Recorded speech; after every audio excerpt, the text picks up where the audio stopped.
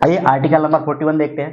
देखिए article number जो 41 है ये समाजवाद को बढ़ावा देता है। इसमें ये बोला गया है कि कुछ दशाओं में कुछ विशेष परिस्थितियां होंगी तब काम, शिक्षा, लोक सहायता पाने का अधिकार होगा। राज्य का ये एक धर्म होगा, कर्तव्य होगा कि वो हर इंसान को काम दे, शिक्षा दे, लोक सहायता दे, इन पाने का अधिकार होगा। और कुछ दशाएं क्या है, बेकारी हो, किसी के पास कोई काम ना हो, जैसे आजकल युवाओं को मिलता है क्या, बेरोजगार भत्ता मिलता है ना। तो बेकारी हो, कोई बुढ़ापा हो, कोई सियाना हो, आजकल बुढ़ापा जब कोई बूढ़ा हो जाता है उसे क्या मिलता है, वृद्धा पेंशन मिलती है, जिससे वृद्धा पेंशन इसी के तहत आती है। बीमारी, जब कोई बीमार होता है, कोई बीमार हो हॉस्पिटल में हो, या फिर जब महिलाओं को कुछ दिक्कत होती है, डिलीवरी वगैरह, तो पैसे दिए जाते हैं। बीमार हो, कोई दिक्कत हो, या फिर असमर्थता हो, वो फिर या वो शरीर से क्या हो, अपंग हो, उसके शरीर में कुछ डिसेबिलिटी हो, विकलांग हो, तो उसको भी कुछ पैसे दिए जाते हैं। कहने का मतलब ये कुछ दशाओं में आपको क्या होगा, जो सरकार होगी आपको कुछ सहायता देगी। बेकारी है, बुढ़ापा है, बीमारी है और असमर्थता है। ठीक है। आर्टिकल नंबर 42, 42 क्या कहता है भाई, 42 ये कहता है, ये भी समाजवाद को बढ़ावा देता है। 42 का कहने का ये मतलब है कि कार्य न्याय संगत हो, आपको जो भी काम दिया जाएगा वो न्याय संगत हो और मानवीय दशा में हो।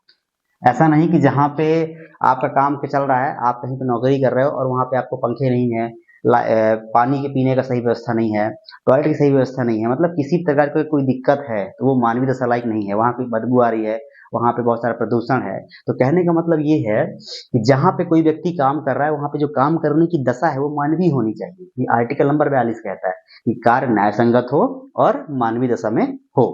ठीक है। आर्टिकल नंबर 43 क्या है, ये गांधीवाद को बढ़ावा देता है। ये कहता है कि उचित मजदूरी दो, उचित मजदूरी हो और कुटीर उद्योग को बढ़ावा। राज्य की ये जवाबदारी होगी कि वो हर व्यक्ति को, हर मजदूर को उचित मजदूरी दिवाए, और दूसरा क्या है, कुटीर उद्योग को बढ़ावा दे। ये गांधीवादी से प्रेरित है। गांधी जी की हार्दिक इच्छा थी कि हम हर गांव में कुटीर उद्योग लगाएं, जो वहाँ के लोकल चीजों से, जैसे बांस के बर्तन बनाने हो गए और मिट्टी के बर्तन बनाने होंगे, ये सब कुटीर उद्योग में आते हैं। जितने भी कुटीर उद्योग होते हैं उनको बढ़ावा दे सरकार, ये डीपीएसपी में कहा गया है। ठीक है। अब 44 नंबर में क्या बोला गया है, आर्टिकल नंबर 44 में बोला गया है, देखिए 44 याद करने का बहुत तरीका है, चार चार समान समान। तो आर्टिकल नंबर 44 में कहा गया समान नागरिक संहिता, यूसीसी। क्या कहा है, समान नागरिक संहिता। अब समान नागरिक संहिता क्या होती है, देखिए अभी क्या होता है कि क्रिमिनल मामले में, आपराधिक मामले में सबके लिए कानून बराबर है, चाहे वो हिंदू का बच्चा हो, व्यक्ति हो, चाहे मुसलमान हो, चाहे किसी भी धर्म का हो, सबके लिए बराबर है आपराधिक मामले में कानून। पर जो सिविल मामले हैं, जैसे विवाह का मैटर हो गया, तलाक का मैटर हो गया, जमीनी विवाद हो गया, ऐसे बहुत सारे मैटर होते हैं जिनमें क्या होता है कि जो कानून है वो क्या है, वो अलग अलग होते हैं। हिंदुओं में विवाह कानून अलग होते हैं, जैसे हिंदुओं को क्या है, एक शादी करने का अधिकार है ना, बड़ा दिक्कत की बात है।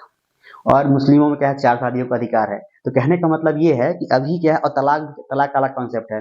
मुस्लिम में 4 बार तलाक तलाक बोलो, 3 बार तलाक हो जाना है, और हिंदुओं में तो सालों साल आप घिसकते रहो, तलाक ही नहीं हो पाएगा। तो कहने का मतलब ये है कि जो ये कानून अलग अलग हैं, हिंदुओं के लिए अलग कानून है, मुस्लिम के अलग अलग हैं, तो इसको एक करने के लिए क्या लाना पड़ेगा, समान नागरिक संहिता, हर इंसान के सेम कानून, इसको कहते हैं समान नागरिक संहिता। तो ये 44 नंबर आर्टिकल नंबर 44 में ये बताया गया कि इस राज्य का ये कर्तव्य होगा कि ये इसको लागू करेगा, पर अभी लागू नहीं हो पाया है। और जैसा कि मैंने बताया कि जो डीपीएसपी में जितने भी अधिकार दिए गए हैं, आप उसे फोर्सेबल नहीं कर सकते हो, कोर्ट में जाके उसको चुनौती नहीं दे सकते। इसलिए सरकार के ऊपर ये है, जब सरकार कभी करेगी तो करेगी, अभी ऐसा कुछ नहीं है।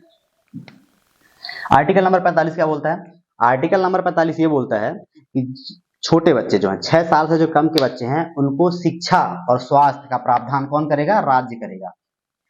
आर्टिकल नंबर 45 कहता है कि 6 साल से जो छोटे बच्चे हैं उनके शिक्षा स्वास्थ्य का प्रावधान राज्य करेगा, ये राज्य की जिम्मेदारी होगी।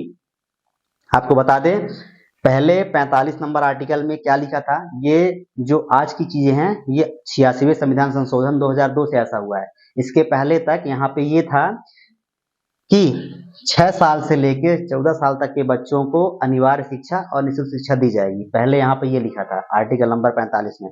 फिर जब 86वां संविधान संशोधन हुआ तो इस चीज को उठा कहाँ डाल दिया गया। अगर आपको ध्यान होगा, हमने जब मौलिक अधिकार पढ़ा था तो आर्टिकल नंबर 21 का ए पढ़ा था, तो 21 का ए था, सेम यही बात वहां लिखी है तो यही बात को वहां डाल दिया गया है, जो पहले यहाँ था अब वो कहाँ चला गया है, 21 के ए में, फंडामेंटल राइट्स में। पहले 6 साल से 14 साल के बच्चों का जो शिक्षा था वो हमारा मौलिक अधिकार नहीं था, पर अब है। तो यहाँ की बातें वहां चली गई और यहाँ पे अब यहाँ पे जगह खाली हो गई। जब यहाँ जगह खाली हो गई तो क्या डाल दिया गया, जो 6 साल से नीचे बच्चे हैं उनकी शिक्षा का प्रावधान राज्य की जिम्मेदारी होगी। जैसे जो आंगनबाड़ी वगैरह होती है ना, सब इसी के तहत आती है, वो छोटे बच्चों के लिए होती है। ठीक है, अब देखिए अगला क्या है, आर्टिकल नंबर 46। आर्टिकल नंबर 46 ये कहता है कि एससी और एसटी के लिए शिक्षा और पोषण, आर्थिक हित और समान न्याय। जो एसटी एससी है, अनुसूचित जाति और जनजाति, इनके लिए क्या है, शिक्षा का प्रावधान करेगा, पोषण का और आर्थिक हित और सामाजिक न्याय। राज्य की ये जवाबदारी होगी, राज्य का ये कर्तव्य होगा कि वो अनुसूचित जाति और जनजाति वालों लोगों के लिए शिक्षा का प्रावधान करे, पोषण का प्रावधान करे, आर्थिक हित उनके अच्छे हो और उनको सामाजिक न्याय मिले। ठीक है, ये राज्य की जवाबदारी होगी।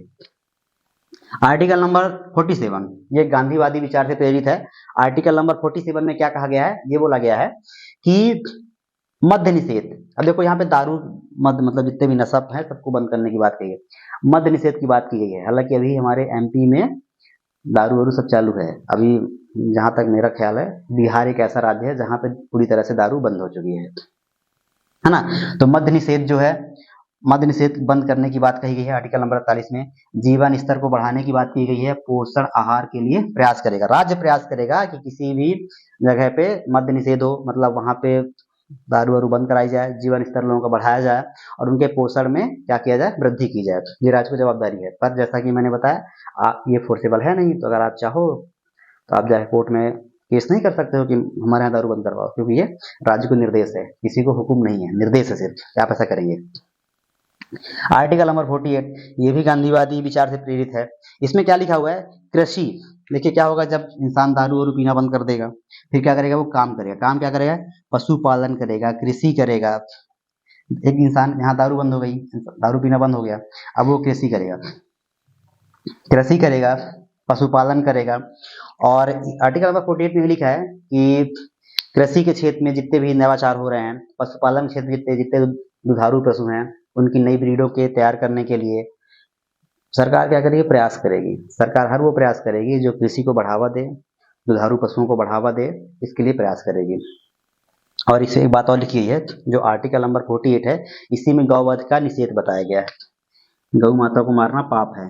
आर्टिकल नंबर 48 के तहत, 48 के तहत गौवध निषेध, गौ हत्या में बैन किया गया है आर्टिकल 48 के तहत। ठीक है, अब देखिए आर्टिकल नंबर 48 का एक, ये 48 है उसका एक अगला पार्ट है, ये मूल संविधान में नहीं था, ये 42वें संविधान संशोधन से 1976 में जोड़ा गया। ठीक है, अब देखिए ये क्या कहता है, ये कहता है पर्यावरण संरक्षण।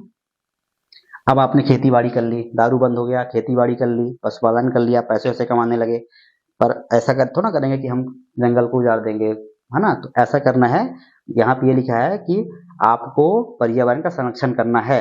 राज्य का ये कर्तव्य होगा कि वो क्या करेगी, पर्यावरण के संरक्षण पे ध्यान देगी। ये नहीं कोई इंसान जाए पूरा जंगल साफ कर दे, इसका ध्यान रखना है राज्य को, है ना।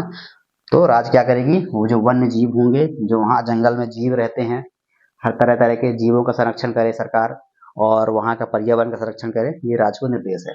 ठीक है, आर्टिकल नंबर 49 ये उदारवादी विचारधारा से प्रेरित है। इसमें लिखा गया है कि स्मारक, स्मारक, कलात्मक एवं ऐतिहासिक स्थान, देश में जितने भी ऐसी बिल्डिंगें हैं जो पहले से हैं, मतलब जो एक ऐतिहासिक चीजें हैं, जो धरोहर है हमारे देश की, उनकी रक्षा के लिए सरकार प्रयास करेगा, उनकी रक्षा के लिए चीजें करवाएगा, उनका बीच बीच में मेंटेनेंस भी देखना पड़ेगा, उन्हें कोई नुकसान ना पहुंचाने पाए। ये सब किसका कर्तव्य है, राज्य कर्तव्य। राज्य हर उस स्मारक का जो ऐतिहासिक है, कलात्मक कोई ऐसी चीज है, कोई ऐसी लाइब्रेरी है, कोई ऐसा ऐतिहासिक महल है, इन सब का सुरक्षा और इनके देख रेख की जिम्मेदारी सरकार की होगी। ठीक है, 50वां क्या वो ये भी उदारवादी है। आर्टिकल नंबर 50 ये कहता है कि कार्यपालिका और न्यायपालिका का पृथक्करण होना। बस आप इतना समझिए। देखिए पहले के जमाने में क्या होता था कि जो राजा होता था वही न्याय करता था, राजा ही फैसला दे, और अगर कोई विवाद हो तो राजा ही फैसला करता था। राजा ही फैसला नियम बनाने वाला और राजा ही फैसला करने वाला। और ऐसा कभी नहीं हो सकता, कोई इंसान नियम बना रहा है अगर वही फैसला करेगा तो फिर दिक्कत हो जाएगी, क्योंकि उसको अपना हर नियम अच्छा ही लगेगा। दूसरा कोई बताएगा आपके यहाँ में दिक्कत है तो मानेगा ही नहीं। इसीलिए संविधान में साफ साफ कहा गया है कि जो न्यायपालिका है उसको अलग कर दिया जाए, जो कार्यपालिका है उसको अलग कर दिया जाए। जो लोग न्याय करेंगे वो विधि नहीं बनाएंगे, जो विधि बनाएंगे वो न्याय नहीं करेंगे। इसीलिए जो लोग संसद में बैठे हैं वो विधि बनाते हैं, वो न्याय नहीं करते हैं, और जो लोग न्याय करते हैं, जो बैठे हैं कोर्ट में, वो न्यायालय में बैठे हैं, वो लोग विधि नहीं बनाते हैं। इसीलिए कहा गया है कि कार्यपालिका कौन होता है, जो विधि बनाता है वो अलग होगी, और न्यायपालिका जो न्याय करता है। अगर ये लोग जो विधि बनाएंगे उसमें कोई विवाद उत्पन्न होगा तो ये लोग न्याय करेंगे, इसलिए दोनों को अलग करने की बात कही गई है। ठीक है, अब देखिए सब कुछ हो गया, अब थोड़ा थक गए होंगे, अब थोड़ा शांति की बात कर लेते हैं। शांति की बात क्या है कि आर्टिकल नंबर 51 में कहा गया है कि अंतरराष्ट्रीय शांति, जो हमारा देश है वो अंतरराष्ट्रीय शांति के लिए का प्रयास करेगा। संधियां, जितनी भी संधियां अंतरराष्ट्रीय तौर पे होती हैं उन सबका पालन करेगा देश। कानून और विवाद, कहने का मतलब मोटा मोटा ये है कि जितने भी अंतरराष्ट्रीय कानून हैं, अंतरराष्ट्रीय संधियां हैं, अंतरराष्ट्रीय विवाद हैं, इन सबका पालन करेगा और उसको शांतिपूर्ण निपटारा करने का काम आर्टिकल नंबर 51 के तहत होगा। तो सरकार की जिम्मेदारी होगी कि हमारे दूसरे देशों से संबंध अच्छे हों। ये है, ये पूरा है डीपीएसपी। इसमें टोटल 36 नंबर से लेकर 51 नंबर तक टोटल आर्टिकल हैं। देखिए इसमें कुछ चीजें मूल संविधान में नहीं थी, बाद में जोड़ी गई है, जिसे मैंने यहाँ पे लिखा हुआ है। 42वां संविधान जो संशोधन था, 42 का जो अमेंडमेंट था, उसमें 1976 में किया गया। उसमें कितने जोड़े गए, 4 जोड़े गए थे। 39A जोड़ा गया, ये देखिए 39A ये जोड़ा गया, 39A जोड़ा गया, और 39F जोड़ा गया, 39F जोड़ा गया। ये दोनों कब जोड़े गए थे, 42वें संशोधन में। और 48 का ए हो गया, 48 कहाँ गया, हाँ ये 48 का ए, ये वाला जोड़ा गया, और 43 का ए, अच्छा इसका एक ए भी है, मैंने लिखा नहीं है। तो अभी देखिए ये हो गया 42 के, अब कुछ 44 के हैं।